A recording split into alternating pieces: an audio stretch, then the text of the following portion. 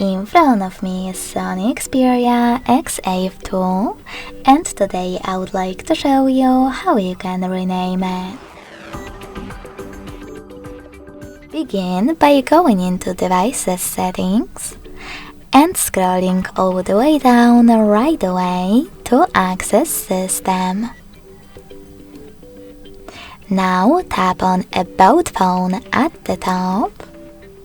Choose device name under Support and type in wherever you wish to, in my case SONY. When you finished, to save your new name, click on OK in the pop-up. Then tap on OK in this one about visibility. So when I do that, as you can see, name of my SONY has changed. Thanks so much for watching. If you enjoyed this video, smash that like button, comment and definitely subscribe.